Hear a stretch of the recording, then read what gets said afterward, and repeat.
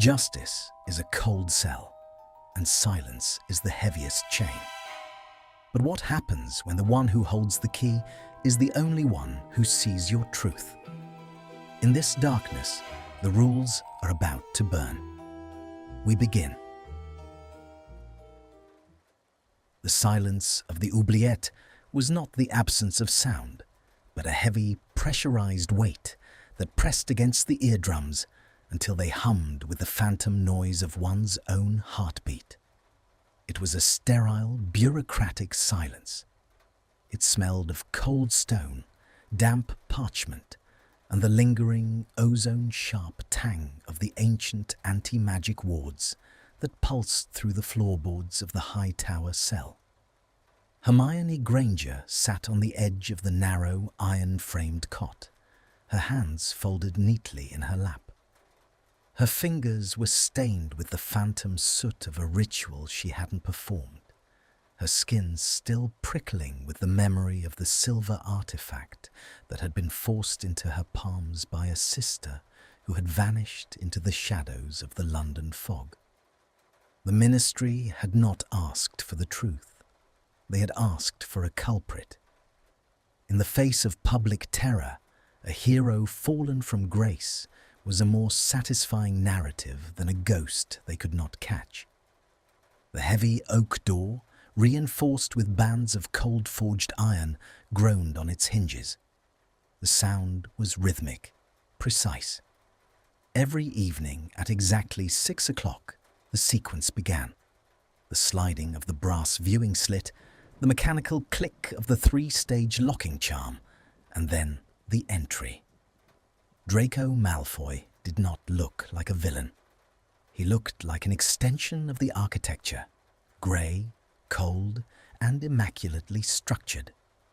He wore the charcoal robes of the chief warden buttoned to the throat, his pale hair swept back from a face that seemed to have forgotten how to register heat or light.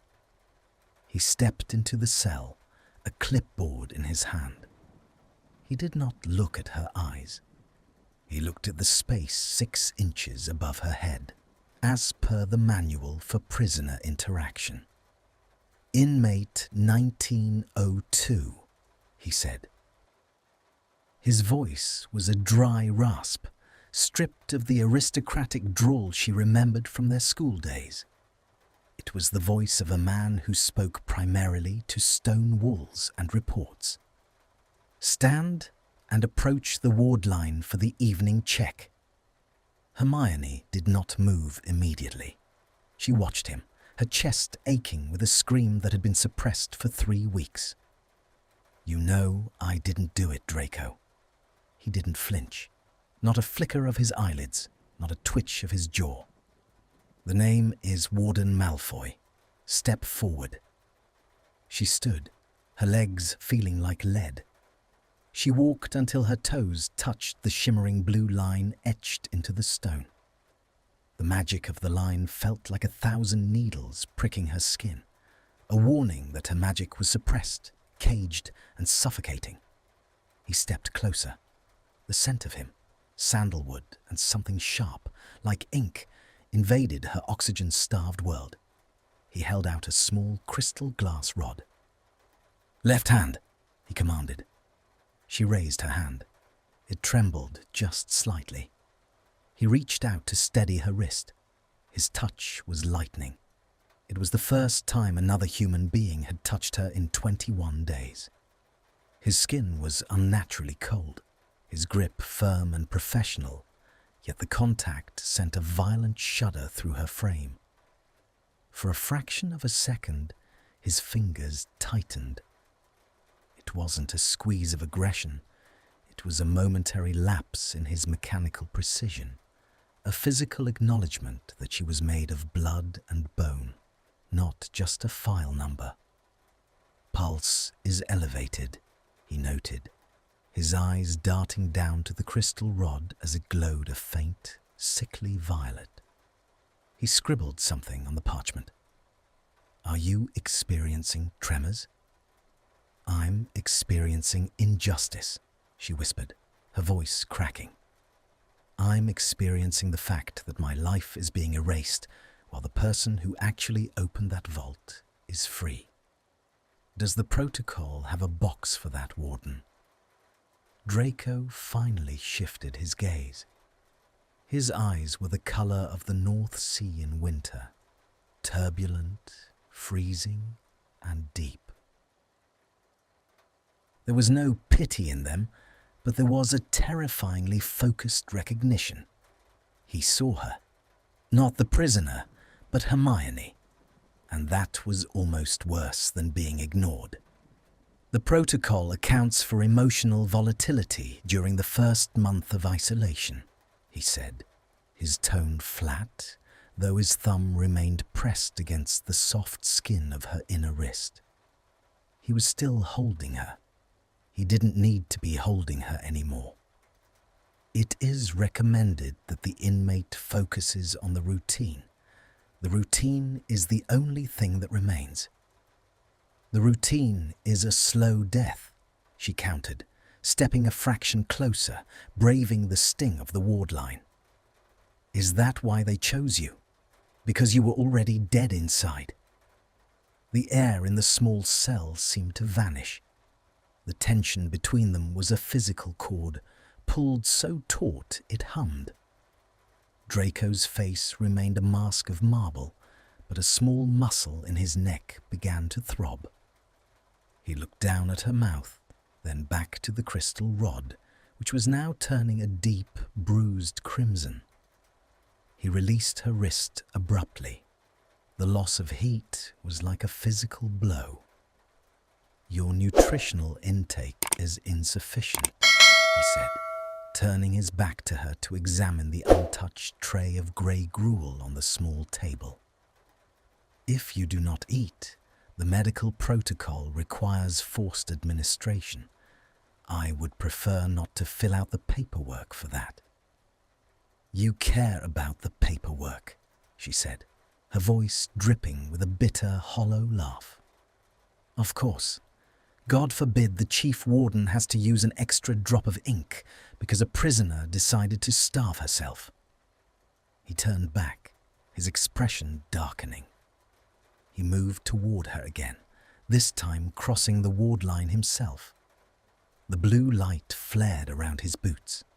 He stopped only inches from her, so close she could feel the radiator-like warmth radiating from his chest, a stark contrast to the chill of his hands. I care, he said, dropping his voice to a low, dangerous silkiness that made her heart hammer against her ribs. About the stability of this swing. Your defiance is a variable I do not wish to manage, Granger. Eat the food. Stay quiet. Perhaps, in time, your silence will be your only defense. Defense against what? I've already been convicted. Against the things this place does to a mind that has too much time to think, he replied. He reached out, his hand hovering near her shoulder, as if to steady her, or perhaps to push her away. But he stopped mid-air.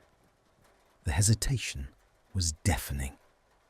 He looked at her tangled hair, at the shadows under her amber eyes, and for one heartbeat, the warden vanished. The boy who had spent his 6th year crying in bathrooms and trembling under the weight of a task he couldn't complete was there, staring at the girl who had always been too bright for the darkness he lived in. Then the mask slammed back down. Lights out in 10 minutes, he said, stepping back across the line. The blue glow subsided. He walked to the door, the heavy keys chiming like funeral bells at his waist. He didn't look back as he pulled the door shut. The locks clicked home. 1, 2, 3. Hermione sank to the floor, her back against the cold stone. She looked at her wrist, where the faint red marks of his fingers were already beginning to fade. She should hate him. He was her jailer, the silent observer of her ruin.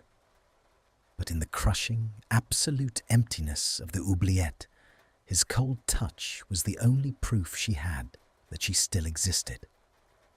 She looked at the tray of food. She reached out and took a spoonful, her throat tight and aching. Outside the heavy door, in the flickering light of the corridor's torches, Draco Malfoy leaned his head against the stone wall. He closed his eyes, his breath coming in ragged, uneven hitches that defied every regulation he had ever sworn to uphold. He looked at his hand, the hand that had held her wrist, and slowly clenched it into a fist, as if trying to trap the sensation of her skin against his palm. He had been chosen because he was supposed to be a machine. But as he looked down at the report in his hand, he realized that the silence he had built around himself was starting to crack. And beneath the crack, there was a fire he wasn't sure he could extinguish. The second week in the oubliette brought a rain that did not fall from the sky, but seemed to bleed directly from the stones of the tower. It was a magical condensation, cold and grey, that slicked the walls of Hermione's cell and turned the air into a thick, suffocating mist. There were no windows, only the high, enchanted vents that hummed with the mournful whistle of the North Sea winds. Hermione had learned to measure time by the sound of Draco Malfoy's boots. He was a man of horrific consistency. 6 in the morning, the tray of flavourless porridge. Noon, the silent check of the wards. 6 in the evening, the physical inspection and the extraction of the day's compliance report. He was the sun and the moon in her windowless world, a celestial body made of wool and starch and cold, grey eyes. On the 14th day, the routine fractured. The door opened at midnight. Hermione bolted upright on her cot, her heart hammering against her ribs like a trapped bird. The light from the corridor was blinding, casting a long, skeletal shadow across the floor. Draco stood in the doorway, but he didn't have his clipboard. His robes were slightly dishevelled, the top button undone, revealing the pale, sharp line of his collarbone. "Stand," he commanded. His voice was lower than usual, vibrating with a tension that hadn't been there before. Hermione stood, her legs trembling.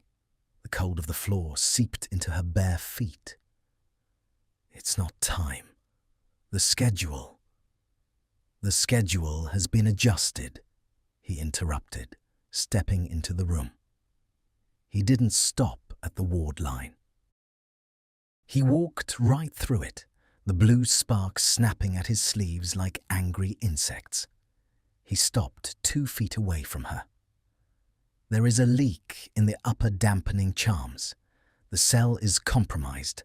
I need to verify your magical suppression levels manually." "Manually?" she whispered. He didn't answer. He reached out and grasped her upper arm, pulling her toward the center of the room where the light was strongest. His touch was no longer the clinical brush of a warden. It was frantic, almost desperate. He spun her around, his hand sliding down to her wrist, pinning it behind her back gently but firmly. "Don't move, Granger," he hissed against her ear. She could feel the heat of him, a furnace in the middle of a tomb. Her breath hitched. For a moment, the injustice of her imprisonment, the betrayal of the ministry, the fear of the dark, it all vanished, replaced by the terrifyingly sharp reality of his body against hers. He pressed a small silver compass-like device against the nape of her neck. The cold metal made her gasp, and she instinctively leaned back into him. Draco stiffened. She could feel his heart racing through the layers of his robes, a frantic, uneven rhythm that betrayed the mask he wore so well. "You're shaking," he murmured. "I'm cold, Draco. I've been cold for 14 days. The system is designed to maintain a neutral temperature," he said, the words sounding like a rehearsed lie. The system is designed to make me forget I'm human, she shot back, her voice trembling with a sudden violent surge of emotion. And you're its perfect architect. Do you enjoy it? Watching me wither in the dark? He turned her around then, his hands sliding from her wrists to her shoulders. He didn't let go. He looked down at her, his face inches from hers. In the dim, flickering light, his eyes weren't grey. They were silver, molten and pained. I don't enjoy anything in this place, he said, the honesty of it cutting through the air like a blade. I am here to ensure you remain intact. If you break, it's my failure. Intact for what? For a lifetime of this? She reached up, her fingers hovering near the heavy fabric of his sleeve, not quite daring to touch. Why didn't you speak for me at the trial? You saw the reports. You knew the signatures on the ritual weren't mine. Draco's grip tightened on her shoulders. For a second, she thought he might shake her. Instead, he closed his eyes, a look of profound exhaustion washing over his features. The court did not want signatures, Hermione. They wanted a face. And your face, the bright mudblood war heroine turned dark ritualist. It bought them 6 months of peace. They wouldn't have listened to a Malfoy. My word is as tainted as your cell. It was the first time he had used her name. Not inmate, not Granger. Hermione. The sound of it felt like a caress, a forbidden luxury that made her eyes sting with sudden tears. So, you just watch me? She asked, her voice breaking. You come in here every day and check my pulse and tell me to eat my gruel while my life turns to dust. I watch you, he whispered, his voice dropping to a register that made her skin flush. So that no one else does. Do you have any idea who they wanted to appoint as your warden? McNair's nephew, Raoul's cousin. Men who wouldn't just check your pulse, Hermione. Men who would have turned this silence into a symphony of screams. The revelation hit her like a physical blow. The coldness, the clinical distance, the rigid adherence to protocol. It wasn't cruelty. It was a shield. He was occupying the space so no one more dangerous could take it. The silence returned, but it was different now. It was no longer the silence of the tomb. It was the silence of two people standing on a precipice, looking down into an abyss they both recognized. Draco's gaze dropped to her lips. The air between them thickened, charged with a static that had nothing to do with the prison's wards. He looked starved. Not for food, but for something he had denied himself for years. A choice. He slowly raised one hand, his thumb brushing the line of her jaw. It was a hesitant, terrified movement. His skin was rough, smelling of old books and iron. The touch sent a jolt of pure, unadulterated electricity through her, a warmth that started at her toes and settled deep in her chest. I should leave, he whispered, yet he moved closer. Don't, she breathed, her hand finally finding his forearm, clinging to the thick wool of his sleeve. Please, just for a minute, be a person, not a warden, just a person. Draco let out a shuddering breath, a sound that was half sob, half laugh. He leaned down, his forehead resting against hers. They stood there in the center of the cell, two enemies bound by a common ruin, breathing each other's air. You're going to be the death of me, Granger, he murmured against her skin. I followed every rule. I didn't mock you. I didn't touch you. I did everything right. And look where it got us, she replied, her eyes closing as she inhaled the scent of him, the only thing in this world that felt real. The moment was shattered by a distant mechanical chime. The shift change. Draco jumped back as if he'd been burned. The mask snapped back into place so quickly it was nauseating. He smoothed his robes, his eyes turning back into chips of ice. He picked up the silver device from the floor where it had fallen. "The dampening levels are stable," he said, his voice once again the dry, bureaucratic rasp of the chief warden. "Return to your cot, inmate 1902. "Draco, I said return to your cot," he barked, the harshness of his tone a physical barrier between them. Hermione retreated, her heart heavy with a new kind of ache. She watched him walk to the door. He paused at the threshold, his hand on the iron handle. He didn't turn around, but his voice carried back to her, thin and fragile. "Eat your breakfast tomorrow. It's going to be a long day. The ministry inspectors are coming." The door slammed shut. The 3 locks clicked. Hermione sat in the dark, the lingering warmth of his thumb on her jaw, the only thing keeping the dampness of the stones from freezing her soul. She realized then that the danger wasn't just the prison or the ministry. The danger was the way her heart beat faster when the locks turned. The danger was the way he looked at her, as if she were the only light left in a world gone dark. And as the rain continued to bleed from the walls, Hermione Granger realized she was no longer just a prisoner of the ministry. She was becoming a prisoner of the man who held the keys. The morning of the inspection did not bring the sun. Instead, the high vents of the oubliette hissed with a pressurized magical fog, designed to dampen the senses and ensure that no prisoner could track the passage of time or the movement of guards. Hermione sat on the floor, her back against the damp stone, counting her own breaths. 1, 2, 3.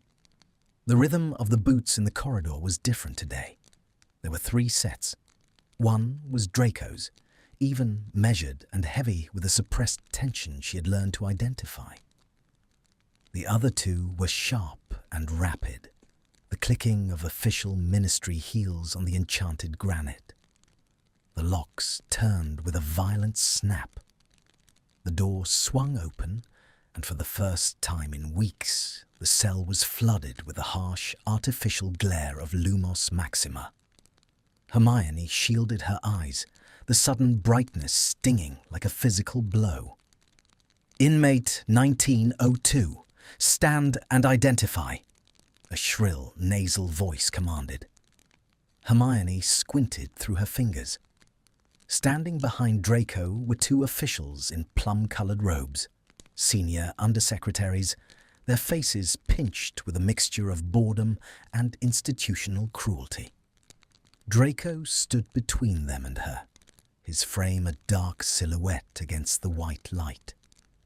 He looked more rigid than she had ever seen him, his hands clasped tightly behind his back. "Hermione Jean Granger," she whispered, her voice rasping from disuse. "Louder, inmate," the official snapped, "and address the chief warden properly." Draco didn't move.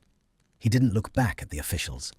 His eyes were fixed on Hermione, and for a fleeting second she saw the warning there, a cold, sharp flick of his pupils that screamed at her to comply. "Hermione Jean Granger," she repeated, standing with a shaky dignity. "Reporting to Chief Warden Malfoy." The logs indicate a drop in caloric intake, the second official noted, peering over a scroll. "Warden Malfoy, you reported that the inmate was being compliant. This level of physical degradation suggests a lack of discipline. Is the suppression field at maximum?" Draco's jaw tightened. The field is at the regulation level for a high-security convict. The inmate's physical state is a result of the transition to isolation. I have the situation under control. Do you? The first officials stepped forward, pushing past Draco. He smelled of peppermint and old parchment. He reached out with a gloved hand and tilted Hermione's chin up, inspecting her face like a piece of livestock. She looks defiant to me. Look at those eyes. There is still too much light in them. Perhaps a week in the sensory deprivation chamber would assist her in finding her humility. Hermione felt a cold wave of terror wash over her. The deprivation chambers were legendary, black boxes where time ceased to exist, where the mind eventually began to eat itself. "That won't be necessary," Draco said. His voice was a low, dangerous growl that made the officials pause. He stepped into the official's personal space, his height looming over the smaller man. The oubliette operates on a philosophy of routine and stability.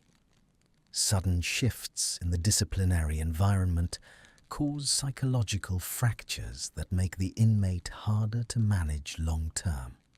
My report stands. She is compliant. I will personally oversee her next feeding to ensure the quotas are met. You seem very protective of your charge, Malfoy. The official sneered, eyes narrowing. One might wonder if the old ties of Hogwarts are blurring your professional judgment. The silence that followed was deafening. Hermione held her breath, watching the back of Draco's neck. The hair there seemed to bristle.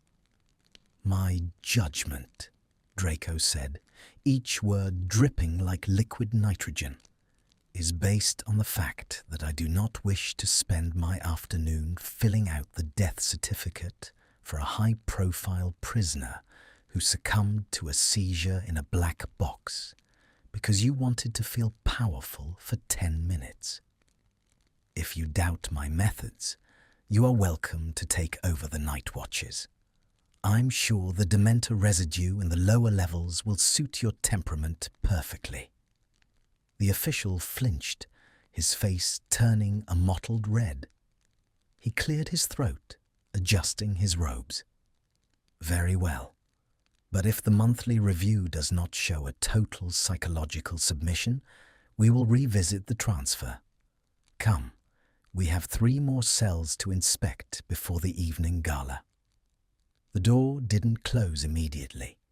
The officials hurried down the hall, their voices echoing about efficiency and budgets. Draco remained in the cell. He waited until the sound of their footsteps vanished entirely. Then he moved. He turned around and slammed his hand against the stone wall next to Hermione's head. The sound was like a gunshot. She flinched, her eyes wide. "What were you thinking?" he hissed, his face inches from hers. The mask had shattered completely. His eyes were wild, his breathing heavy and ragged. "I told you to eat. I told you to stay quiet. Do you want to end up in the chambers? Do you want them to strip your mind until you don't even remember your own name?" "I can't eat that poison, Draco. It tastes like nothing, like death." "Then taste death," he snapped, his voice breaking. "Taste whatever you have to, but don't you dare give them a reason to take you away from here." The word here hung in the air. He didn't say, "take you to the chambers." He said, "take you away from here." Away from him. Hermione's anger evaporated, replaced by a devastating realization. He was terrified.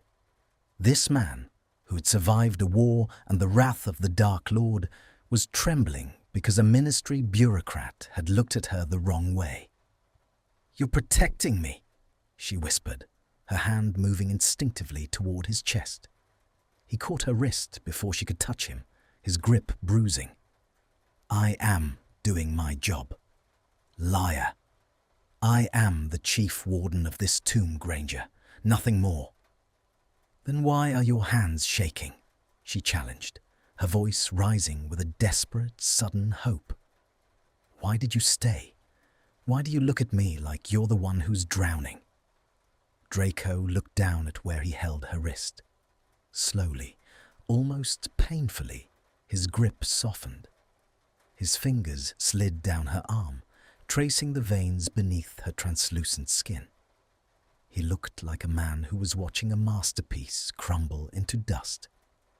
"Because I am drowning," he admitted, the words barely audible over the hum of the wards. "Every time I lock that door, I feel the air leaving my own lungs. Every time I see you sitting in the dark, I remember that I'm the one holding the key." He leaned in, his forehead dropping onto her shoulder.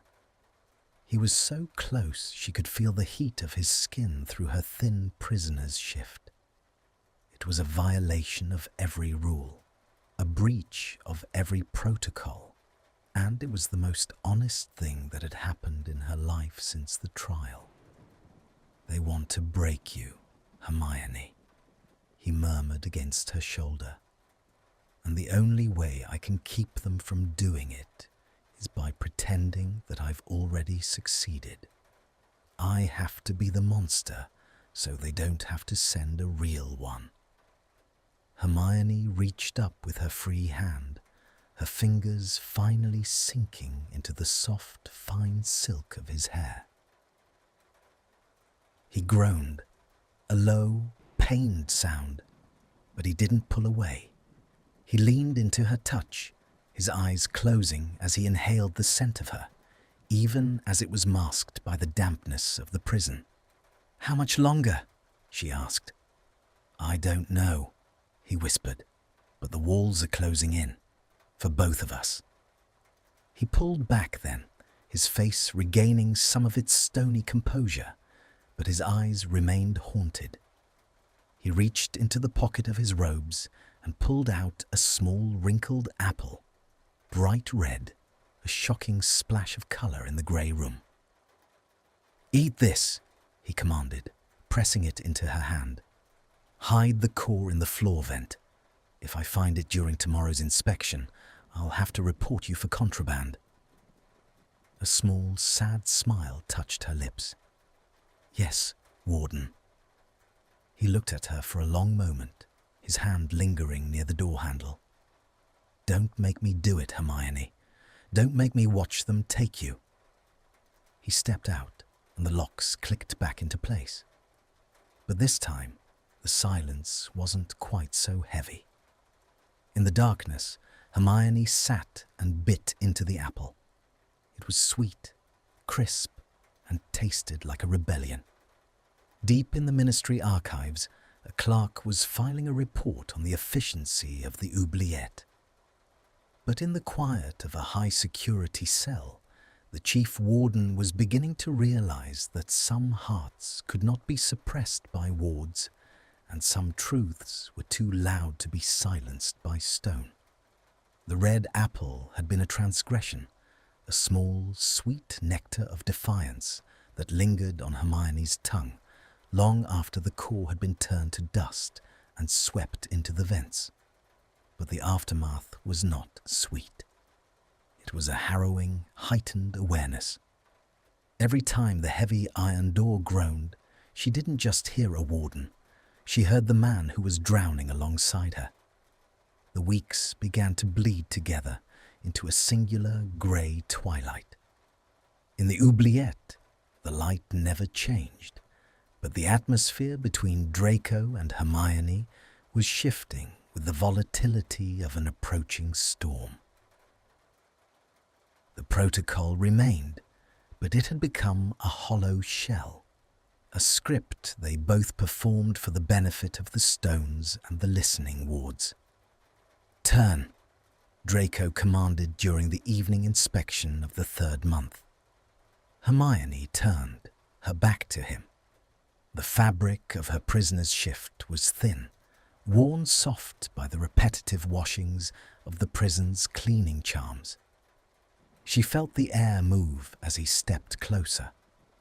He was supposed to check the magical suppression brand on her shoulder blade, a faint, glowing sigil that ensured she couldn't channel the ambient magic of the tower. Usually, he used a glass sensor. Today, he used his hand. His palm landed flat against her skin, covering the brand. His touch was warm, searingly so, and Hermione felt a jolt of pure, unadulterated sensation rush down her spine. She gasped, her knees buckling slightly. Draco caught her waist with his other hand, steadying her. "The brand is warm," he whispered, his voice thick and strained. He didn't pull his hand away. Instead, his thumb began to trace the edge of the sigil, a slow, circular motion that felt less like an inspection and more like a prayer. "It shouldn't be this reactive. Your magic is fighting the suppression." "It's not my magic that's fighting," Hermione breathed, her eyes closing. "It's me. I'm tired of being a ghost, Draco." He leaned closer, his chest pressing against her back. The contact was electric. Through the layers of his warden's robes and her thin shift, she could feel every line of his body, the hard, lean muscle and the frantic thrum of his heart. The silence in the cell was no longer empty. It was filled with the sound of their shared breath, a synchronized rhythm of two people on the edge of a precipice. "You are the most vibrant ghost I have ever known," he murmured. His lips were inches from the curve of her neck. She could feel the ghost of his breath against her skin, sending shivers through her. He stayed like that for a long, agonizing minute. The rules dictated he should report the brand's heat. He should call for a medic to double the suppression. Instead, he pulled her closer, his arms wrapping tentatively around her waist, drawing her into the solid, grounding heat of his frame. It was a desperate, forbidden embrace, born of the crushing isolation that surrounded them. Then, as quickly as the warmth had come, it vanished. Draco pulled away, his face a mask of sudden, sharp agony. He stepped back across the ward line, his hands trembling as he straightened his cuffs. "I have to go," he said, his voice flat. "There is a discrepancy in the record room. I need to clear the logs." "Draco." He didn't look at her. He vanished through the door, the locks clicking with a finality that felt like a slap. He didn't return for 2 days. When he finally appeared again, he was different. The coldness had returned, but it was sharper now, brittle like ice that was about to shatter. He didn't speak as he entered. He didn't ask her to stand. He walked over to the small, bolted-down table and dropped a thick, leather-bound folder onto the surface. It was stamped with the Ministry's highest level of classification, obsidian level clearance. "Why is this here?" Hermione asked, her voice trembling. "If you're caught with that..." "I was running a cross-reference on the ritual's magical signature," Draco said, his voice a ghost of a whisper. He looked at her then, and for the first time she saw true, unvarnished horror in his eyes. "The Ministry didn't just ignore the evidence, Hermione. They buried it. They knew within 48 hours of your arrest that the signature didn't match yours." Hermione felt the floor tilt beneath her. "They knew?" "The report is right there." He pointed at the folder with a shaky finger. "The resonance belongs to a blood relative. A near-perfect match, but with a slight, chaotic deviation. The kind caused by..." by a non-magical interference. "My sister," Hermione whispered, the name feeling like ash in her mouth.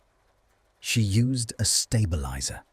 She was always obsessed with finding a way to bypass our parents' lack of magic. The investigators found her traces at the site. They found her fingerprints on the ritual knife. And then, Draco's voice cracked. They received a directive from the minister's office. The evidence was to be classified under the Stability Act. It was inconvenient to have a rogue squib-born terrorist when they already had a famous war heroine in custody. You were the cleaner solution. Hermione sank onto the cot, her head in her hands. The betrayal was so absolute, so bureaucratic, that it surpassed anger. It was a cold, hollow void in the center of her chest. They're never going to let me out, are they? If the truth is an embarrassment to the ministry, then my presence here is a permanent necessity. Draco moved toward her, his boots silent on the stone. He knelt on the floor in front of her, ignoring the ward line, ignoring the protocols, ignoring the very concept of his position. He took her hands in his. His skin was no longer cold, it was burning. "They issued a new order this morning, Hermione." She looked up, her eyes wide with fear. "What order?" "A total memory wipe. They call it rehabilitation. They want to erase the last year of your life, including the trial and the ritual. They'll release you into a quiet, supervised life in the countryside. But you won't be you anymore. You'll be a shell. A compliant, happy little citizen who doesn't remember that the ministry failed her." A sob broke from Hermione's throat. A memory wipe was a death sentence for a woman whose entire identity was built on her mind, her history, and her choices. "When?" 3 days, Draco said, his grip on her hands tightening until it hurt. "They're sending the Obliviators on Friday." He looked at her then, and the conflict in his soul was laid bare. He was a man who had spent his life following the orders of powerful men, a man who had sought safety in the rules. To help her was to destroy himself.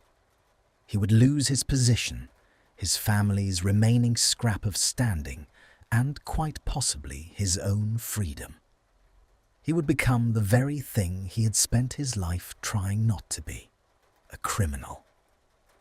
"They told me to destroy the file," he whispered, his eyes searching hers with a desperate intensity. "They told me to prepare you for the procedure, to keep you calm and compliant." "And are you?" she asked, her voice a fragile thread. "Are you going to do it?" Draco looked at the classified folder on the table, then back at the woman sitting before him, the woman he had watched, protected, and secretly loved in the suffocating silence of this prison. The choice was a jagged blade, and he was already bleeding. "I have spent my life being a coward, Hermione," he said, his voice regaining a sudden, terrifying clarity. "I have followed the law even when the law was a monster. I thought that if I just played my part, I could survive the darkness." He reached up, his hand cupping her cheek, his thumb brushing away a stray tear. "But I cannot watch them erase you. I would rather be a traitor to the world than a traitor to my own heart." The atmosphere in the cell shifted. The air became heavy, charged with the weight of an irreversible decision. Draco leaned in, his face so close she could see the fine lines of exhaustion around his eyes. He didn't kiss her, not yet, but the proximity was a promise of a different kind of violation, a violation of the system that had tried to keep them apart. "I have a plan," he whispered against her lips. but it requires us to break every rule ever written. We have 72 hours before the world ends. Do you trust me?" Hermione looked at the man who held her fate in his hands, the warden who had become her only friend, and the enemy who had become her only hope. She reached out and pulled him toward her, her fingers locking behind his neck. "I've always been better at breaking rules than following them, Draco," she breathed. The door to the cell remained shut, but for the first time, the walls felt like they were made of glass. The countdown had begun, and as Draco Malfoy held Hermione in the darkness, he knew that the man he had been was already dead. The only thing left was the criminal he was about to become. The air in the cell had changed. It was no longer the stagnant, recycled breath of a tomb. It was the sharp, ionizing static of a storm about to break. 72 hours. The number vibrated in the space between them, a countdown that turned every heartbeat into a drum debt. Draco stood by the heavy door, his hand lingering on the iron handle. He had returned to his post after the revelation of the classified file, but the mask of the warden was now a cracked porcelain facade. Through the cracks, Hermione could see the fire, a low, blue-hot desperation. He hadn't left the room immediately. He had spent the last hour pacing the narrow length of the stone floor, his boots clicking in a rhythm that felt like a frantic Morse code. "The Ministry's surveillance is tiered," Draco said, his voice a low, disciplined rasp. He wasn't looking at her. He was looking at the vent above the door. Every 6 hours, a diagnostic pulse runs through the wards. It checks for magical spikes, thermal deviations, and heartbeat synchronization. If I'm in here too long, the system logs an anomaly. "Then go," Hermione whispered from her cot. She was hugging her knees to her chest, the red apple core long gone, replaced by the weight of the secret they now shared. "If they suspect you, we lose everything before we've even begun." Draco stopped pacing. He turned to look at her, and the raw intensity of his gaze made her breath catch.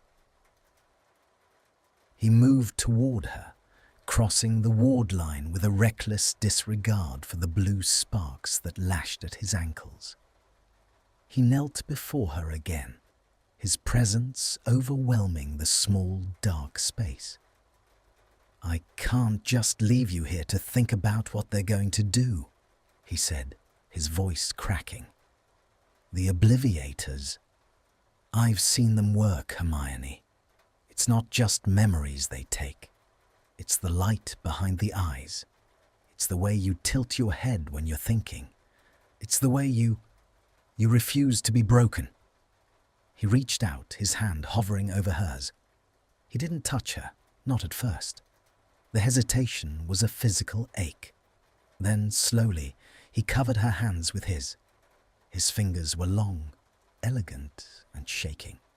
"I have to disable the primary dampening field from the central hub," he continued, his tone shifting into a cold, tactical register, the voice of a man planning a heist against his own life. "It will trigger a silent alarm in Whitehall, but it should give us a 20-minute window before the apparition wards stabilize. 20 minutes to get from this tower through the subterranean tunnels and past the perimeter gates. And then?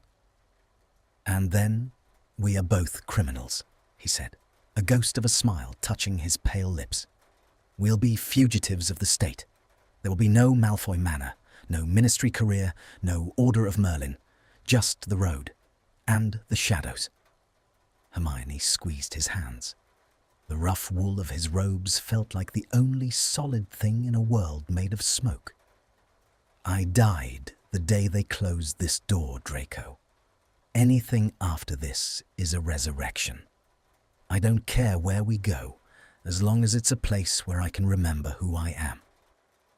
He leaned in, his forehead resting against hers. The non-verbal intimacy of the gesture was more profound than any word. In the silence, she could feel the guilt radiating off him. The years of being a silent cog in a corrupt machine, the shame of his family name, the exhaustion of pretending he didn't care. "I found the evidence of your sister's involvement because I was looking for it," he confessed, his breath warm against her skin. "I've been looking for a reason to burn this place down since the day you arrived. I didn't have the courage until I saw the order for the memory wipe. I realized I'd rather be hunted than be the man who watched you forget me." The confession hung in the air, heavy and sweet. The man who watched you forget me. He wasn't just saving her. He was saving the version of himself that existed only in her eyes. "You're not a coward, Draco," she murmured, her hand rising to cup the back of his neck. "A coward wouldn't be here. A coward would have destroyed the file and waited for the promotion." "I might still be a coward," he whispered. "I'm terrified, Hermione. Every time I hear a footstep in the hall, I think it's the end." "Then let it be a terrified rebellion. It's the most honest kind." He let out a sharp, ragged breath and pulled back just enough to look at her lips.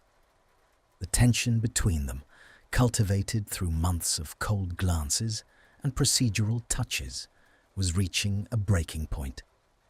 The "can't stand it" had long since been replaced by the "can't help but think," and now, in the shadow of their mutual ruin, the "can't help but need" was taking over. He stood abruptly, as if the proximity was a physical fire he couldn't yet handle. "I have to go. The next pulse is in 5 minutes." "Wait," she said, standing with him. He paused at the door, the blue light of the wards reflecting in his eyes. He looked like a man standing on the deck of a sinking ship, deciding whether to jump. "The routine," she said, her voice steady despite the hammer of her heart. "Tomorrow morning, when you bring the tray, don't leave the spoon. I need it." Draco's eyes narrowed, the tactical warden returning for a moment. "The spoon? It's charmed to be blunt." "Not against the mortar in the corner of the west wall," she replied, a flash of the old, brilliant Hermione Granger appearing in her eyes. "If the apparition wards don't drop in time, I need to know I can get out of this cell the old-fashioned way. I won't sit here like a lamb, Draco, not even for you." A genuine, startling laugh escaped him, a sound that had no business being in the oubliette. It was a beautiful, tragic sound. "God, you're insufferable," he said, his voice thick with a sudden, overwhelming affection. "Fine. I'll forget the spoon, and I'll forget to lock the secondary bolt on the corridor door during the midnight rounds." "Thank you." "Don't thank me yet. We haven't survived the night." He stepped out and the door hissed shut. But this time, the thump, thump, thump of the locks didn't sound like a sentence. It sounded like a heartbeat. Hermione sat back down on the floor, her fingers tracing the stone where he had knelt. The emotional seesaw was swinging violently now, from the warmth of his confession to the cold, hard reality of their plan. She trusted him, yet the fear of betrayal, not by him, but by the system he served, clawed at her. What if the ministry was already watching him? What if the classified file was a trap? She looked at the wall, at the corner where the mortar was slightly darker from the dampness. She thought of her sister, free somewhere in the world, while she rotted here for a crime of blood resonance. The anger helped. It was a cold, sharp blade that cut through the fear. Hours passed. The tower groaned as the North Sea winds battered the exterior. The magical fog seeped through the vents, turning the room into a hazy, dreamlike space. At midnight, the locks turned. It was the secondary bolt, just as he said. It clicked open, then silence. Draco didn't enter. He was giving her the sign. He was out there, in the dark, risking everything to show her that the rules no longer applied. Hermione walked to the door and pressed her ear against the wood. She couldn't hear him, but she could feel him. The presence of him was like a low-frequency hum in the air. She reached out and touched the handle. It was cold, but it didn't burn. The wards were dormant, just for a second. She didn't open the door. She wasn't ready to run yet, and they both knew it. This was a test of trust, a non-verbal intimacy that spanned the thickness of the oak. She pressed her palm against the door, and on the other side, she imagined him doing the same. Two palms separated by wood and law, connected by a treasonous heart. "I'm here," she whispered to the grain of the wood. A soft, muffled thud came from the other side, a fist gently striking the door in response. 1, 2, 3. Then the sound of his boots retreated into the shadows. Hermione returned to her cot, the chill of the prison finally losing its grip. The burn was slow, but it was total. She was falling, not just into a plan for escape, but into the arms of the man who had been her captor. And as she drifted into a fitful sleep, the image of his silver eyes was the only light she needed. The rhythm of the countdown was shattered by the sound of keys at 4 a.m. It wasn't the measured, rhythmic approach Hermione had come to rely on. These footsteps were frantic, stumbling, echoing through the vaulted corridor with a lack of grace that signaled a total collapse of order. Hermione sprang from her cot, her heart slamming against her ribs. The spoon she had been using to scrape at the mortar, a sharp, jagged sliver of metal now, was hidden beneath her mattress. The door didn't just open, it was thrown back against the stone wall with a crash that seemed to vibrate through the very foundations of the tower. Draco stood there, but he was unrecognizable.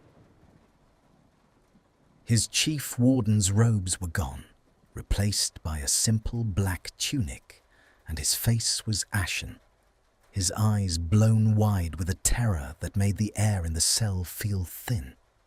"They changed the schedule," he rasped, his voice barely a whisper. He stepped inside and slammed the door behind him, but he didn't lock it. The absence of that final click was the loudest sound Hermione had ever heard. "The Ministry inspectors. They didn't like my report. They didn't like the volatility I mentioned. They're coming now, not Friday. Now." "Now?" Hermione's voice failed her. "But the apparition wards.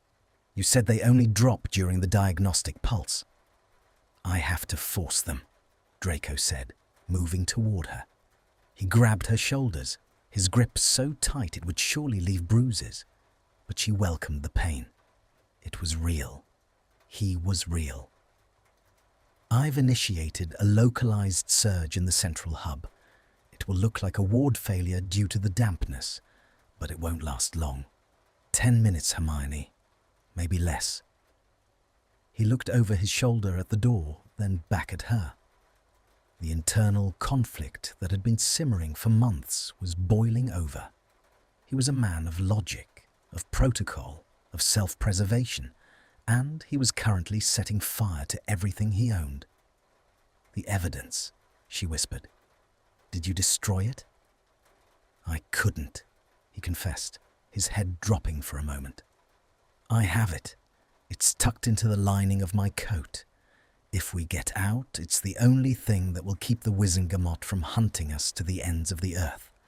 But if they catch us with it, we'll be executed for treason," she finished for him. "Yes." He looked at her, his silver eyes searching hers for a hint of regret, a flicker of the repulsion she should feel for the man who had kept her in a cage. Instead, he found only a reflected fire. "I'm sorry, Hermione. I'm sorry I didn't do this the first day. I'm sorry I let you sit here for even a second." "Don't," she said, reaching up to cup his face. Her fingers traced the sharp line of his jaw, the skin there rough with new stubble. "You're doing it now. That's all that matters." Outside, a low, tectonic hum began to vibrate through the floor. It was a deep, guttural sound, the sound of ancient magic being strained to its breaking point. The blue glow of the ward line at the threshold began to flicker, sputtering like a dying candle. "That's the surge," Draco muttered. He pulled a wand from his sleeve, his own wand, hawthorn and unicorn hair, which he had kept hidden from the Ministry's internal censors. He held it out to her, handle first. Hermione stared at it. It had been months since she had touched a wand. The mere sight of it made her fingers itch with a phantom power. "No," she said, pushing it back toward him. "You need it to get us past the sentries. My magic is still suppressed by the brand. I'd be useless with it."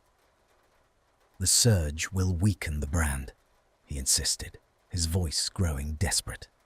"Take it, Hermione. If we get separated, we won't get separated." The hum intensified into a roar. Suddenly, the blue light of the wards vanished entirely, plunging the room into a heavy, natural darkness, broken only by the dim torchlight from the hall. The silence that followed was terrifying. For the first time in her imprisonment, the door was truly, magically open. Draco didn't move. He stood frozen, the reality of his betrayal finally settling over him. He was no longer the chief warden. He was a fugitive. He was the very thing he had spent his life looking down upon. "Draco," she whispered, stepping closer until their chests touched. "We have to go." He looked at her, and the seesaw tipped one final time. The coldness, the duty, the fear of the system, it all collapsed under the weight of the woman standing in front of him. He reached out, his hand tangling in her hair, pulling her head back so he could look into her eyes. "If we do this," he said, his voice trembling, "there is no going back. Do you understand? I am destroying your life as much as I am saving it. You'll be a nameless ghost in a foreign country. You'll be tied to a man who chose me," she interrupted. "A man who stayed in the dark so I wouldn't be alone. I don't want the life they had planned for me, Draco. I want the one we take for ourselves." He let out a jagged, broken breath, and finally, he closed the distance. It wasn't the kiss of a hero. It was the kiss of a drowning man finding air. It was desperate, clumsy, and tasted of salt and iron. His lips were hard against hers, a frantic demand for a reality that wasn't made of stone. Hermione clung to him, her hands fist-filling the fabric of his tunic, pulling him closer as if she could merge her very soul into his. The heat of it was staggering, a volcanic eruption after a lifetime of ice. It was a violation of every law they had both ever lived by. It was the moment the rules ceased to be abstract and became a pile of ash.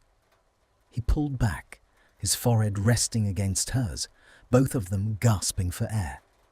His eyes were no longer cold chips of ice. They were molten, glowing with a terrifying, beautiful resolve. 10 minutes, he whispered against her mouth.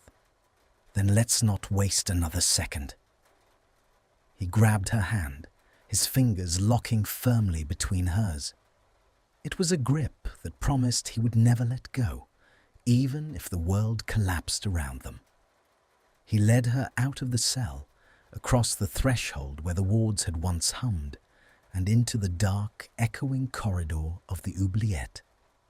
They ran. The prison was a labyrinth of shadows. Draco knew every turn, every hidden alcove, every blind spot in the stone eye sensors. They bypassed the main elevator, slipping instead into a narrow service spiral that smelled of damp earth and ancient spells. Hermione's heart was a drum, each beat a reminder of the life returning to her limbs. As they reached the mid-level landing, a shout echoed from above. "Warden Malfoy, report to the hub. We have a catastrophic failure in Sector 4. Draco didn't stop. He squeezed her hand tighter, pulling her into a crawl space behind a heavy tapestry. They stood in the cramped, dusty dark, their breaths coming in synchronized hitches. Through the fabric, they saw 2 guards sprint past, their silver-tipped spears glowing with a pale, sickly light. "They know," Draco whispered, his lips brushing her temple. The surge was too clean. They know it was manual. "Can we still make the perimeter?" "We have to." He led her deeper, down into the bowels of the tower where the air grew thick with the scent of the sea. They were close to the water gates, the lowest point of the prison where the apparition wards were thinnest. They reached a heavy, rusted iron grate. Beyond it, the North Sea crashed against the base of the tower, the spray visible in the moonlight. Draco raised his wand, his jaw set in a grim line. "On 3, he said. "Draco, on 3, Hermione. Don't look back." He began the incantation, the wood of his wand glowing with a fierce white light. But as the first syllables left his lips, a cold, familiar voice echoed from the passage behind them. "I expected more from a Malfoy, Draco. Truly, I thought you understood the value of a clean record." They froze. Standing at the end of the corridor was the senior undersecretary from the inspection, his plum-coloured robes shimmering in the dark. Behind him stood 4 obliviators, their wands drawn and levelled at Draco's heart. The choice was no longer a theoretical dilemma. It was a wall of wands. Draco stepped in front of Hermione, shielding her with his body. He didn't lower his wand. The internal monologue of the boy who obeyed was silent. Only the man who loved remained. "The evidence is out, Pyites," Draco said, his voice steady and cold. "The file has already been duplicated. If we don't walk out of here, the Daily Prophet gets a very interesting owl by morning." It was a lie, a desperate, magnificent lie, but it was the only weapon they had left. The Undersecretary hesitated. In that moment of doubt, Draco turned to Hermione. The look in his eyes was one of final, irreversible betrayal of the world he had known. He leaned down and pressed one last lingering kiss to her brow. "Run," he whispered. The air in the subterranean corridor became a physical weight, thick with the scent of brine and the static charge of 6 raised wands. Undersecretary Pyites stood as a silhouette of bureaucratic malice, his eyes glinting with the triumph of a hunter who had finally cornered a particularly elusive prey. Behind him, the 4 obliviators were statues of grey cloth, their faces obscured, their purpose singular, the erasure of truth. A duplicate file? Pyites sneered, his voice echoing off the damp, moss-slicked stones. You've spent too much time in the dark, Draco. You've forgotten how the world works. The prophet publishes what we tell them to publish. Your evidence is merely a confession of your own treason. Draco didn't flinch. The hand that held Hermione's was bone-crushingly tight, a physical anchor in a world that was dissolving into chaos. Hermione could feel the tremors in his fingers, not of fear, but of a man containing a tectonic pressure. I didn't send it to the prophet, Draco said, his voice dropping to a silk-thin, lethal edge. I sent it to the Gringotts trustees. My family still has some friends, Pyites. Friends who value the stability of their vaults more than the reputation of a sitting minister. If I don't check in by dawn, the seal on that vault breaks. It was a masterful gamble. Hermione watched the play of shadows on the Undersecretary's face. The flicker of uncertainty, the rapid calculation. Draco was playing the only game he had ever been taught, the game of leverage. But they were standing in the bowels of a prison, and the Ministry was a beast that preferred to kill what it could not control. Kill the boy, Pyites whispered, the command cutting through the roar of the surf outside. Wipe the girl. We will explain the warden's unfortunate accident later. The corridor erupted in a blinding flash of scarlet light. Protego! Draco roared. The shield charm flared into existence, a shimmering dome of gold that vibrated under the assault of 4 simultaneous stupefy spells. The impact was deafening, the sound of glass shattering against a mountain. Draco was forced back a step, his heels skidding on the wet stone. Hermione grabbed his waist, bracing him, her own strength lending itself to his desperate defense. "The Great!" Draco gasped, his teeth gritted against the strain. "Hermione, the lever behind the rusted seal. Pull it!" She didn't hesitate. She threw herself toward the wall, her fingers clawing at the freezing, slime-covered iron. She found a heavy, vertical bar buried under decades of salt crust. With a scream of pure, visceral frustration, she threw her entire weight against it. The machinery of the oubliette groaned, a sound of ancient metals screaming in protest. With a violent shudder, the iron grate at the end of the hall began to slide upward, revealing the jagged, moonlit moor of the North Sea.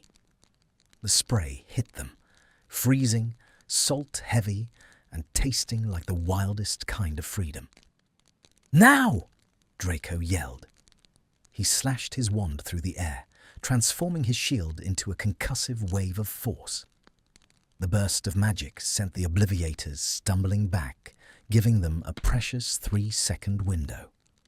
He turned, grabbed Hermione, and practically threw her toward the opening. But as they reached the threshold, a streak of violet light, a specialized binding curse, caught Draco across the shoulder. He collapsed with a choked cry, his legs folding beneath him. Hermione spun around, reaching for him, her heart stopping as she saw the purple flames licking at his tunic. "Draco! No!" She lunged for him, her hands catching the lapels of his tunic, just as the first obliviation charm whistled past her ear, striking the stone wall and showering them in sparks. Draco was gasping, his face contorted in agony as the curse ate at his magic. "Go!" he wheezed, pushing her toward the edge. The waves crashed 20 feet below them, a churning graveyard of white foam and black water. "Jump, Hermione. The wards end at the waterline. You can swim. You can get away." "Not without you," she snarled. The vulnerability that had defined her months in the cell evaporated, replaced by the fierce, brilliant girl who had walked into a forest to face a Dark Lord. She gripped his arms, her muscles screaming as she tried to drag his dead weight toward the ledge. "You don't get to leave me now, Draco Malfoy. I won't let you." Pyites was approaching, his wand leveled, a look of cold, clinical disgust on his face. Such a waste of a pure bloodline, to die for a girl who won't even remember your name in an hour. "She'll remember," Draco whispered. He looked up at Hermione, his eyes glassy but filled with a sudden, devastating clarity. He reached up, his shaking hand tangling in her hair one last time, pulling her face down to his. The kiss was brief, a frantic collision of salt and desperation, a final seal on a bond that had been forged in silence. It was a goodbye and a beginning all at once. "Trust me," he breathed against her lips. In one fluid, agonizing movement, Draco used his remaining strength to wrap his arms around her waist. He didn't push her away. He pulled her with him. They rolled over the edge together, falling away from the stone, away from the ministry, and into the roaring embrace of the sea. The impact was a hammer blow of ice. The water swallowed them, the pressure of the ocean instantly trying to tear them apart. Hermione's lungs burned, the cold so intense it felt like fire. She reached through the darkness, her fingers searching for him, her mind screaming his name. Under the water, the world was a chaotic swirl of silver bubbles and black depths. She felt a hand catch hers, long, thin fingers locking into hers with a grip that transcended the physical. The brand on her shoulder, the one that had suppressed her magic for months, suddenly flared with a white-hot light as the water neutralized the prison's dampening frequency. Her magic returned like a tidal wave. It wasn't a spark, it was an explosion. The power she had been denied for so long flooded her veins, shattering the last of the ministry's restraints. She didn't need a wand. She needed his hand. She pulled him toward her, her legs kicking against the current, until they were chest to chest in the freezing deep. She pressed her palm against his heart, and with a silent, primal roar of her mind, she willed them both away. Anywhere but here. The sensation of sidelong apparition was 1,000 times more violent in the water. It felt like being pulled through a needle's eye while being crushed by a mountain. The roar of the sea was replaced by a deafening, high-pitched whistle, and then silence. They tumbled onto a bed of damp pine needles and soft earth. The air was cold, but it was the air of a forest, not a stone box. It smelled of moss, wet bark, and freedom. Hermione rolled onto her side, coughing up salt water, her body shaking so violently she could barely breathe. Beside her, Draco lay motionless, his black tunic soaked and torn, the violet curse still glowing faintly on his shoulder. "Draco," she sobbed, crawling toward him on her hands and knees. "Draco, wake up, please." She reached him, her hands hovering over his pale, still face. The silence of the forest was absolute, a stark contrast to the violence of their escape. She pressed her ear to his chest, praying for a sound, for a sign that the price of their rebellion hadn't been his life. There, a faint, thready beat. He groaned, his eyelids fluttering open. He looked up at the canopy of trees, at the stars visible through the branches, and then at her. He reached up, his wet, shaking hand finding her cheek. "We're out," she whispered, tears blurring her vision. "We're out, Draco." He let out a ragged, wet laugh that turned into a cough. He looked at his hands, the hands of a traitor, a criminal, and a man who was finally, for the first time in his life, his own master. The emotional seesaw had finally come to a rest. There was no more repulsion, no more doubt, only the terrifying, beautiful weight of what they had done. "They'll follow us," he murmured, his voice fading. "Let them," Hermione said, her voice hardening with a new, dangerous resolve. She leaned down, pressing her forehead to his, her wet hair draping around them like a curtain. "Let them try." She looked at the man who had been her warden and was now her soul's only witness. The intimacy between them was no longer a violation. It was the foundation of the only world they had left. As the first light of a grey, uncertain dawn began to filter through the trees, Hermione Granger and Draco Malfoy lay in the dirt of a nameless forest, two ghosts who had refused to fade. They were broken, hunted, and utterly alone. And as Hermione leaned down to kiss him again, a slow, meaningful promise in the quiet of the morning, she knew that justice hadn't been served. It had been stolen, and she would never give it back.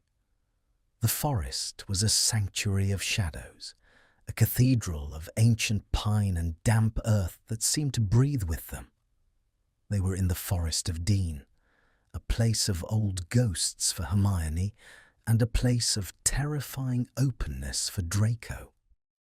The dawn was a thin, bruised line of purple on the horizon, casting just enough light to reveal the wreckage of their escape. Hermione sat by the trunk of a massive oak, her hands glowing with a soft, medicinal blue light as she knit the skin of Draco's shoulder back together. The violet curse had left a jagged, lightning bolt scar across his pale skin, a permanent brand of his desertion. He lay with his head in her lap, his eyes closed, his breathing finally leveling out into the rhythmic pull of sleep. The silence here was different from the silence of the oubliette. It wasn't pressurized or clinical. It was alive. It was the sound of wind through needles, the scuttle of a beetle over bark, and the distant, haunting cry of an owl. It was the sound of a world that didn't care about ministry decrees or blood resonance. Draco stirred, a low groan escaping his throat. He opened his eyes, squinting at the canopy above. For a moment, he looked lost, his hand instinctively reaching for the iron keys that were no longer at his waist. Then, his gaze settled on Hermione. The confusion vanished, replaced by a heavy, grounding realization. "You're still here," he whispered, his voice sandpaper rough. "I told you," she said, her fingers moving from his shoulder to his hair, smoothing the damp blonde strands away from his forehead. "I'm not going anywhere." He sat up slowly, wincing as his muscles protested. He looked down at his hands, then at the stolen wand resting on the moss between them. The weight of his choice was visible in the sag of his shoulders, in the way he looked at the horizon, as if expecting a legion of auras to crest the hill at any moment. "I destroyed it," he said suddenly. "What?" "The file. The evidence." He reached into the inner lining of his soaked tunic and pulled out a handful of grey, pulpy mush. The sea had done what the ministry couldn't. It had erased the physical proof of her innocence. "It's gone, Hermione. I have nothing to give the Wizengamot, no leverage, no way to clear your name." Hermione looked at the ruined parchment in his hand. The proof of her sister's guilt, the key to her legal freedom, was nothing more than salt-stained waste. A week ago, she would have screamed. She would have wept for the injustice of it. But now, as she looked at Draco, at the man who had jumped into the abyss for her, the legal definition of her name felt like a trivial thing. "It doesn't matter," she said, and she realized she meant it. "It matters to me," he snapped, a flash of his old frustrated fire returning. He stood up, pacing the small clearing with a limp. "I wanted to give you back your life. I wanted to stand in that courtroom and force them to look at what they'd done. Now, you're just a fugitive. You're tied to a disgraced Malfoy in a world that wants us both dead or erased." He stopped and looked at her, his expression twisting with a sudden, sharp agony. "Don't you see? I haven't saved you. I've just changed the shape of your prison." Hermione stood up, moving into his space with a deliberate, slow grace. She didn't stop until she was inches from him, her warmth radiating against the chill of his damp clothes. She reached out and took his face in both of her hands, forcing him to look at her. The prison wasn't the stone, Draco. It was the lack of choice. It was the silence. It was the fact that no one in that entire rotting building cared if I lived or died. She stepped closer, her heart beating against his. "You gave me the only thing that matters. You gave me a witness. You saw me when I was invisible." Draco's breath hitched. He looked at her mouth, then back to her eyes, his resolve crumbling. The internal monologue of the duty-bound soldier, the pure-blood heir and the cold warden, finally fell silent. There was only this, the smell of pine, the taste of salt, and the woman who had turned his world into a rebellion. "I have nothing to offer you," he whispered, his hands tentatively finding her waist. "No home, no name, only a life on the run." "Then we'll run," she breathed. "But we'll do it together." The tension that had built through months of procedural touches and whispered commands finally snapped. It wasn't a hesitant approach this time. It was an arrival. Draco leaned down, his mouth finding hers in a kiss that was slow, deep, and devastatingly certain. It was a kiss of absolute betrayal, a betrayal of their pasts, their families, and the law. It was the moment they both accepted that there was no way back. The warmth of it flooded through Hermione, a golden heat that finally burned away the last of the prison's chill. She tasted the salt of the sea and the sweetness of the forest, the taste of a life that was finally, irrevocably hers to live. He pulled back just an inch, his lips brushing hers as he spoke. "They'll never stop looking." "Then let them look," she replied, her fingers locking behind his neck. "They're looking for a prisoner and a warden. They'll never find us." Draco looked at her, and for the first time since she had known him, a real smile touched his lips. A small, crooked thing that made his eyes shine with a terrifying hope. He reached down and picked up the wand, tucking it into his belt. He took her hand, his fingers locking between hers. The grip was a promise, a contract signed in blood and salt. They turned toward the deeper part of the forest, where the shadows were longest and the path was unmade. The ministry would find the empty cell. They would find the broken grate and the blood on the stone. They would issue the warrants and the posters, and they would tell the world a story about a kidnapped hero and a traitorous guard. But the truth lived here, in the quiet of the pines. Sometimes justice survives only through disobedience. And as they disappeared into the green, two shadows blending into one, the only thing that remained was the sound of the wind, and the lingering, invisible heat of a love that had been born in the dark and refused to die in the light. The locks had been broken. The silence had been shattered, and for Hermione and Draco, the world was finally, beautifully, dangerously wide. The safe house in Albania was a crumbling stone villa perched on the edge of a jagged cliff where the Adriatic Sea roared like a caged beast below. It was a place of ghosts and dust, the air thick with the smell of dry thyme and the metallic tang of the protective wards Draco renewed every 4 hours.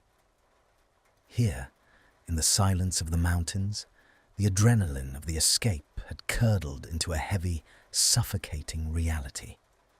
They were no longer a prisoner and a warden. They were 2 shadows sharing a single candle. Draco sat by the hearth, the firelight carving deep, hollow shadows into his face. He was staring at a map of the continent, his fingers tracing the invisible lines of their flight. He looked thinner, the sharp planes of his face more pronounced, his eyes haunted by a vigilance that never slept. Hermione watched him from the shadows of the doorway, her heart aching with a tension that was no longer born of fear, but of a devastating, unvoiced distance growing between them. The emotional seesaw had swung toward a terrifying cold. Since they had crossed the border, Draco had retreated. He spoke in monosyllables. He slept on the floor by the door, his wand always in his hand. He treated her with a sterile, agonizing politeness that felt like a new kind of cell. "We move at dawn," he said, his voice flat, not looking up from the parchment. "There's a port in Vlore.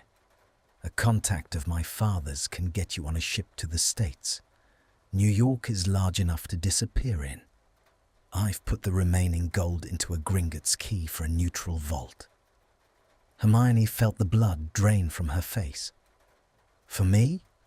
What do you mean, for me? Where are you going?" Draco finally looked at her. His eyes were like flint. "I'm going back toward the border. I'll lead the trail toward Greece. They're tracking a pair, Hermione. If I break off, the heat follows the Malfoy signature. You'll be a ghost. You'll be safe." "Safe," she whispered, stepping into the room, her bare feet silent on the cold stone. "You think I want to be safe and alone? You think I did all of this to end up on a boat to America without you?" "I am a liability," he roared, standing up so abruptly the chair scraped violently against the floor. The mask of the stoic warden shattered, revealing the raw, bleeding guilt beneath. "Every day you are with me, you are in danger of being executed. If you're caught alone, you can claim I coerced you. You can claim you were a victim of the chief warden's madness. But as long as we are together, you are a co-conspirator to treason." "I am a co-conspirator," she shouted back, her voice echoing off the vaulted ceiling. She moved toward him, braving the wall of coldness he had built. "I chose this, Draco. I chose you. Do you think so little of me that you believe I'd let you sacrifice yourself to give me a quiet life in a city where I don't know a soul? I am trying to save you." "You're trying to absolve yourself," she countered, stopping inches from him. The heat between them was sudden and violent, a physical force that made the air tremble. "You're still acting like my warden. You're still trying to manage me, to decide what's best for me behind a locked door. But there are no locks anymore, Draco. Look at me." She reached out and grabbed the front of his tunic, her fingers twisting in the fabric. He tried to pull away, his jaw set in a stubborn, pained line, but she wouldn't let go. "I am not your charge," she breathed, her eyes burning with a fierce amber light. "I am your partner. I am the woman who jumped into the sea with you. If you leave me, you aren't saving me. You're breaking the only thing I have left." The silence that followed was heavy with the sound of the wind battering the villa. Draco's breathing was ragged. He looked down at her hands, then up at her face, and the repulsion, the self-loathing that had driven him to push her away, finally buckled. He let out a broken, jagged sound and collapsed forward, his forehead dropping onto her shoulder. "I can't lose you," he whispered, his voice cracking. "I've spent months watching you through a viewing slit, Hermione. I've spent months memorizing the way you breathe just to make sure you were still alive. If something happens to you because of me—" "Nothing is going to happen," she said, her arms winding around his neck, pulling him into the solid, grounding reality of her embrace. "Because we're going to stop running. We're going to stop being victims of their story." She pulled back just enough to look into his eyes, her thumb brushing the dark circles beneath them. The warmth returned, a slow, honeyed flood that washed away the ice of the last few days. "You have the evidence of the Ministry's corruption in your head, Draco. You know the protocols, the names, the dates. We aren't going to New York. We're going to burn their reputations until they're forced to give us the truth." Draco looked at her, and for the first time, the fear in his eyes was replaced by a glimmer of the man he was becoming. A man who didn't just survive, but fought. He reached up, his hand cupping the back of her head, his fingers tangling in the curls that had become wild and free since their escape. "You're a dangerous woman, Granger," he murmured, a ghost of a smile touching his lips. "And you're a very stubborn man, Malfoy." He leaned in, his lips brushing hers in a tentative, seeking motion. It was a kiss that started with doubt and ended with a fierce, desperate certainty. The emotional seesaw leveled out, finding a balance in the middle of the storm. The intimacy between them was no longer a violation of the law. It was the law. It was the only thing that was real in a world of lies.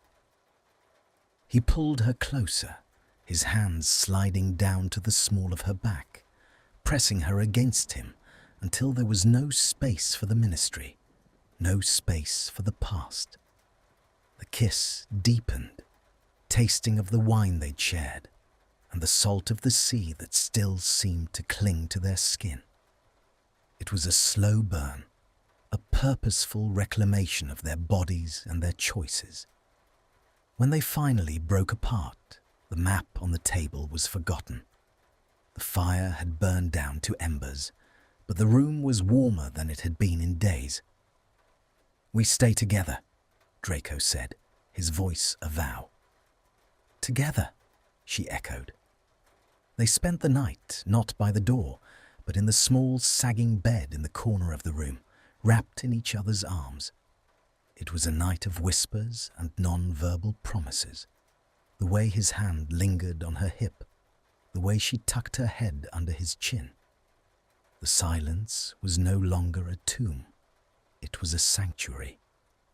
As the sun began to rise over the Adriatic, painting the mountains in shades of rose and gold, the plan was already forming. They would use the shadows, they would use the secrets, and they would make the world realize that some prisoners are more dangerous once they've been freed. The first step was the hardest, the decision to stop being ghosts. But as Draco looked at Hermione in the morning light, he realized that he would rather die as a man standing beside her than live 1,000 years as a shadow in the dark. The Swiss Alps were a jagged throne of ice and silence. The cottage they had found was tucked away in a crevice of the Valais region, accessible only by a treacherous mountain path that defied the casual traveller. It was a place of white on white, where the snow fell so thick it muffled the very passage of time. Inside, the hearth crackled with pine logs, and the air was heavy with the scent of melted wax and the sharp, metallic tang of the complex surveillance charms Hermione had woven into the window frames. They were no longer running. They were hunting. For 3 weeks, they had operated like a ghost cell. Draco, drawing on years of pure-blood etiquette and the hidden channels of the Malfoy estate, had funneled encrypted missives to the International Confederation of Wizards. He knew exactly which threads to pull, which Swiss bankers held the minister's offshore bribes, which French delegates were tired of Britain's Stability Act arrogance. Hermione provided the logic, the evidence, and the sting. But the warmth to cold seesaw remained. In the daylight, they were a clinical team. They sat at the small wooden table, shoulders brushing as they pored over ledgers and memory vials, their dialogue controlled and procedural. The third memorandum from the Department of International Cooperation is the key, Hermione said, her finger tracing a line of silver ink. If we can prove Pyites signed the rehabilitation orders before the trial even ended, the ICW will have grounds for a full intervention. Draco didn't answer immediately. He was watching the way the firelight caught the amber in her eyes. The professional distance he tried to maintain was a crumbling wall. It's a gamble, Hermione. If the ICW chooses to ignore us to avoid a diplomatic incident, we've just pinned a map to our front door. They won't ignore it. Not if the truth is loud enough. Draco reached out, his hand covering hers on the table. The touch was sudden, breaking the sterile atmosphere of their work. His skin was warm, his thumb grazing her knuckles in a slow, rhythmic motion that made her breath hitch.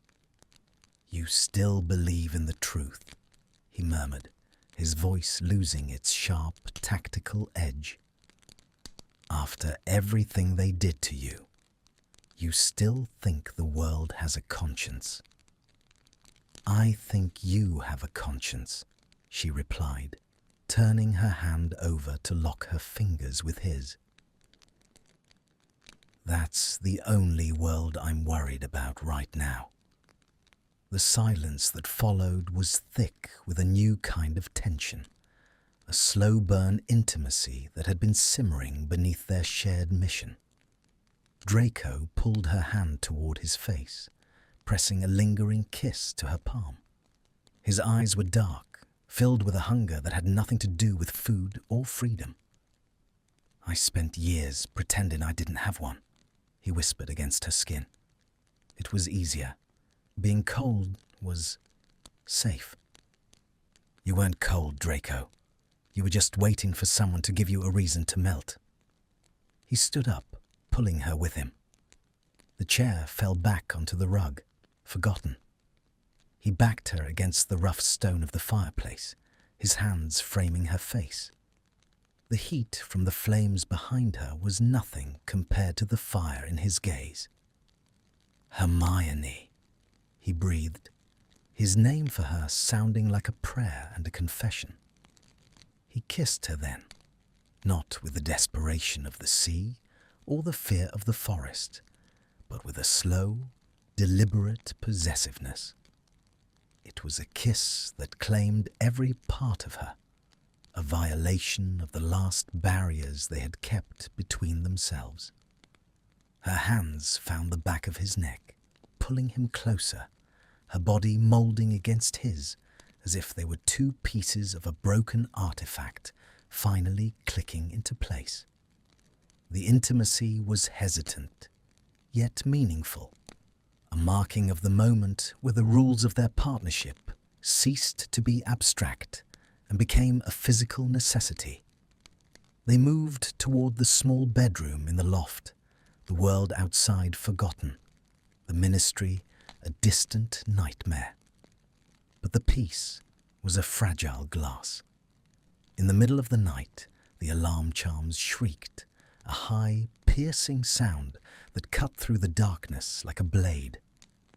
Draco was out of bed in a heartbeat, his wand already in his hand. Hermione followed, her heart hammering. The window showed nothing but the swirling white of a blizzard, but the sensors were screaming. "They're here," Draco hissed, pulling on his boots. "Pyites." He didn't wait for the ICW to respond. He's come to finish it himself. "He's early," Hermione said, her voice steady despite the adrenaline. She grabbed her own wand, a new one, oak and dragon heartstring, purchased through the black market in Geneva. "He's desperate. That's good." "It's only good if we survive the next 10 minutes. The front door exploded inward in a shower of splinters and blue sparks. Pyites stepped into the cottage, flanked by 3 specialists in black tactical robes. He didn't look like a bureaucrat anymore. He looked like an executioner. "Warden Malfoy," Pyites said, his voice smooth and cold. "I must admit, your persistence is almost admirable. But even a Malfoy should know when the game is over. The game ended the moment you decided to frame a war heroine to save your own career," Draco countered, stepping in front of Hermione. "A heroine who will die in a tragic house fire," Pyites sneered, raising his wand. "Along with her disgraced captor, a tidy ending for the history books." The battle was short, sharp, and brutal. The cottage was too small for complex dueling. It was a flurry of concussive blasts and shield charms that shattered the furniture and scorched the walls. Draco fought with a cold, ruthless precision, his magic a dark silver light that parried every curse Pyites threw. Hermione, however, wasn't looking for a kill.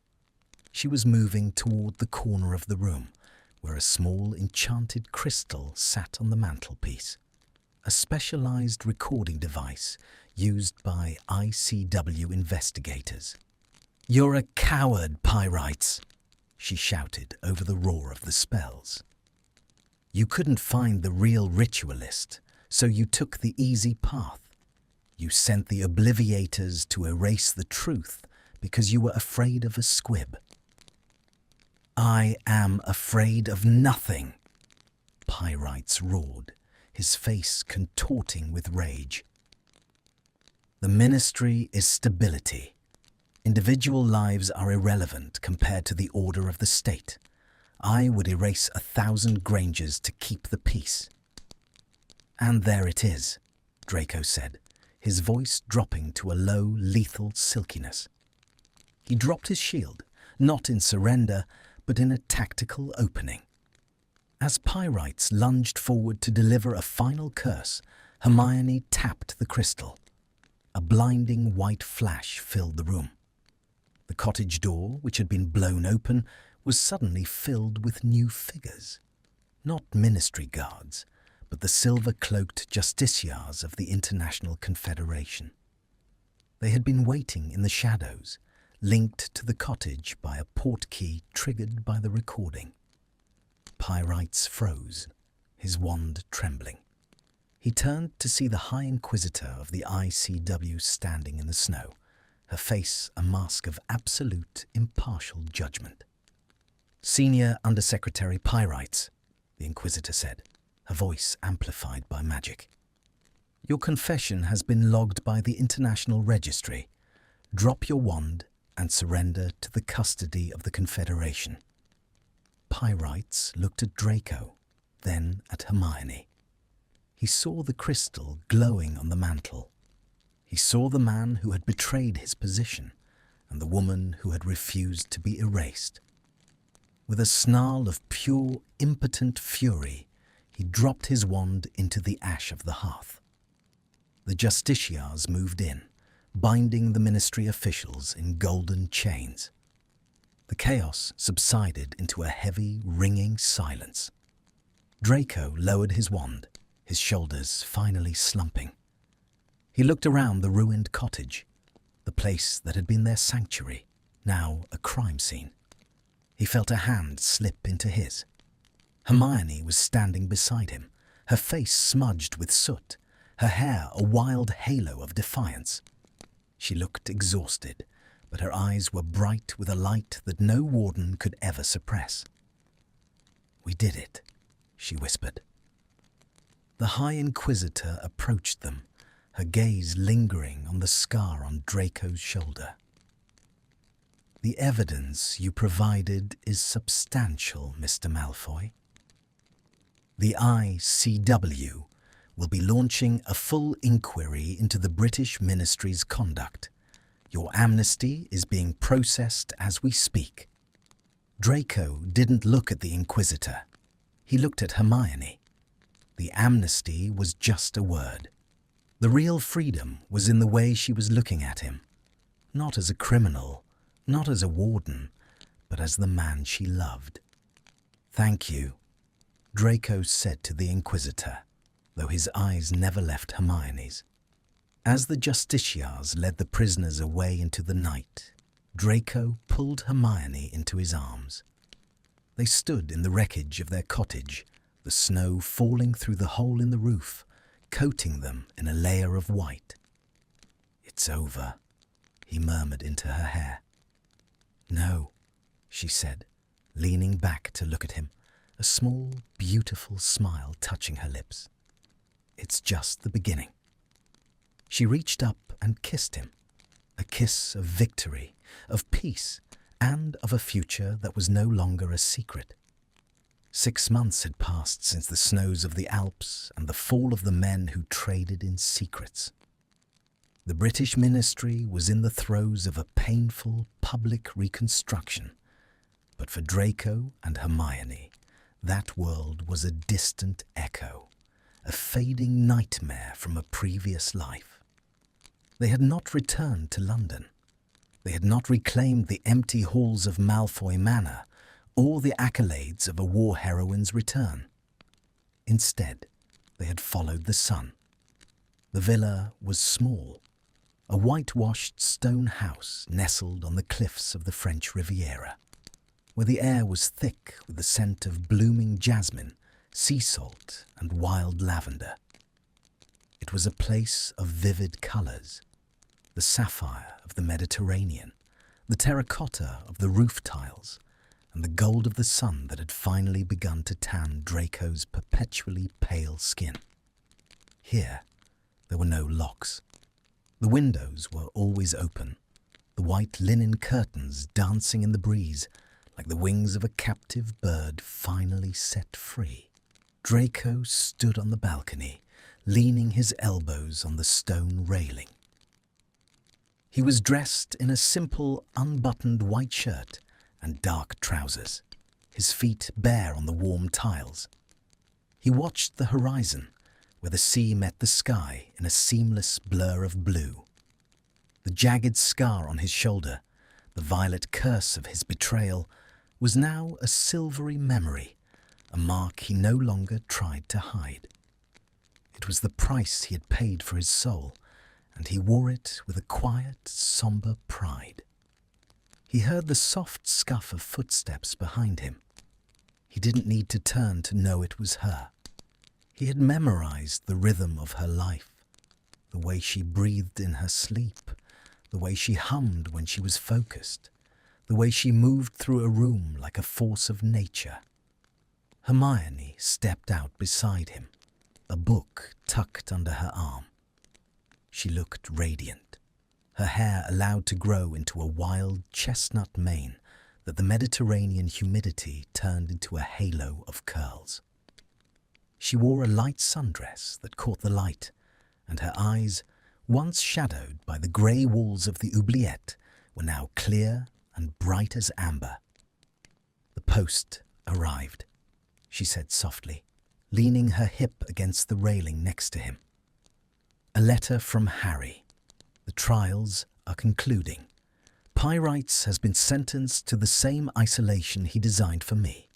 The irony is quite bureaucratic." Draco let out a short, huffing laugh. It wasn't the bitter, hollow sound of the warden. It was the sound of a man who had seen the bottom of the world and climbed back up. "I hope he enjoys the silence, though I doubt he has enough of a conscience to keep him company." He turned to her, his gaze softening as it traced the lines of her face. "Do you miss it? The noise? The ministry? Being the person everyone expected you to be?" Hermione closed her book and set it on the small bistro table. She reached out, her fingers sliding into his, locking their hands together. "I miss the library. I miss some of the people. No, I don't miss the person I was, Draco. That Hermione lived in a world where she believed the law was synonymous with justice. I like the woman I am now much better. She knows the difference." She stepped closer, moving into the circle of his arms. "And you? Do you miss being the chief warden? The power of the keys?" Draco pulled her flush against him, his hands resting on the small of her back. He buried his face in the crook of her neck, inhaling the scent of her, sunlight and old paper, and something uniquely, vibrantly her. "The only key I care about," he murmured against her skin, "is the one that let me out of my own head. I spent my whole life being a Malfoy, Hermione. I spent my whole life being a tool for other men's ambitions. This is the first time I've been a man." He pulled back just enough to look into her eyes. The emotional seesaw that had defined their journey, the approach and repulsion, the warmth and the freezing cold, had finally settled into a deep, unshakable equilibrium. The tension remained, but it was no longer the tension of enemies. It was the electric, living pull of two people who had survived the end of the world together. "I love you," he said. It was the first time he had said it without the shadow of a threat or the desperation of a goodbye. It was a simple, declarative truth. Hermione's breath hitched. She reached up, her hands cupping his face, her thumbs brushing over the high, aristocratic cheekbones. "I know," she whispered, "and I love you. Not the warden, not the hero, just you." The kiss that followed was slow and meaningful, a long, lingering seal on a future they had stolen from the hands of fate. It tasted of the wine they had shared with dinner and the salt spray of the ocean below. It was a kiss of peace, of hard-won sanctuary, and of a love that had been forged in the most inhospitable darkness. Draco led her to the edge of the balcony, where a large, cushioned daybed sat in the shade of a flowering vine. They lay down together, watching the sun begin its slow, magnificent descent into the sea. The sky turned to fire, orange, pink, and deep violet, reflecting the passion and the chaos they had left behind. In the quiet of the evening, Draco began to trace the lines of her palm with his thumb. There were no more reports to write, no more wards to check, no more protocols to follow. The only routine they had left was the one they created for themselves. Coffee in the morning, long walks along the rocky shore, and the absolute freedom to speak or be silent. "What happens now?" he asked, his voice low and peaceful. "Now," Hermione replied, turning her head to kiss his shoulder, right over the silver scar. "We live, we read, we travel, and maybe, one day, we write our own story. One that doesn't belong to the Ministry archives. A story about a prisoner and a warden. No, she said, her eyes closing as she leaned into his heat. A story about two people who found the truth in a place designed to hide it. As the last sliver of the sun disappeared beneath the waves, plunging the world into a warm lavender twilight, Draco Malfoy pulled Hermione Granger closer. The night was coming, but it held no terror. There were no Dementors in the shadows, no Obliviators in the mist. Justice had not been served by the law. It had been salvaged by their hearts. The system had tried to break them, to erase them, to turn them into symbols of its own power.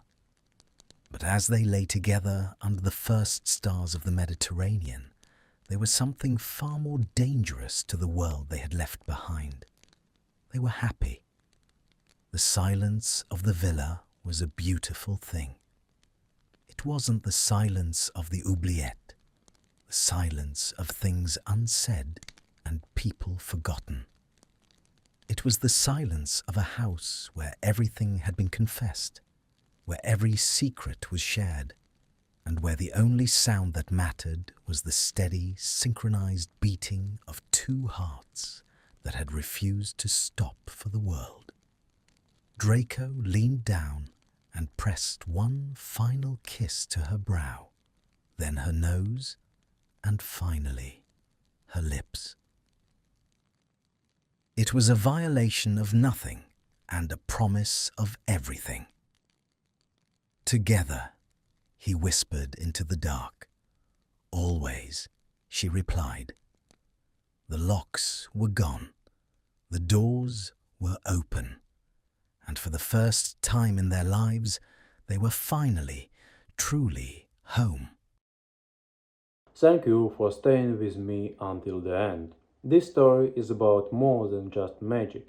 It is about the walls we build around our hearts. It is about how the wrong people sometimes make the rules. Draco and Hermione were born as enemies. They lived in a world of shadows and secrets, but in the darkness prison they found a light. They found each other. I believe that love is a choice. It is a choice to be brave.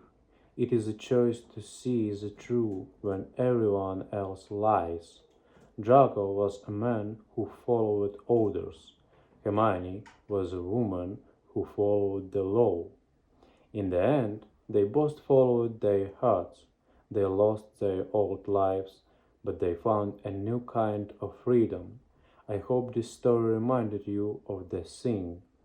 Even when the world feels cold, kindness is a key, and love is the only justice that truly lasts. Thank you for listening this story. Goodbye for now.